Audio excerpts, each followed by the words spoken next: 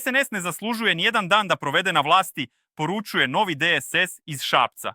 Grad bez bolnice, ali sa saobraćajnim kolapsom i zagađenjem. Branko Živanović kaže, Šabac je bio slobodan grad, dok nisu ponavljali izbore, dok nisu namakli većinu. 5 godina kasnije, obećanja su nestala, problemi ostali. Od najavljene kanalizacije po selima, ništa. Od Mačvanskog trga, ni trave. Bolnica nije ni započeta.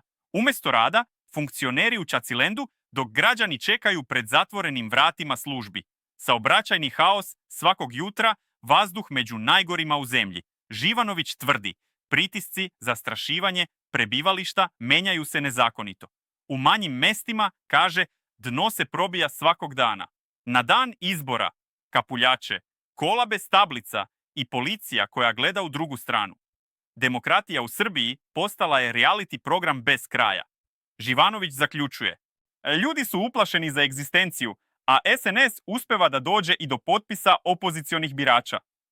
Strah, nova valuta kampanje. Od Šapca do Negotina, ista matrica, isti scenario.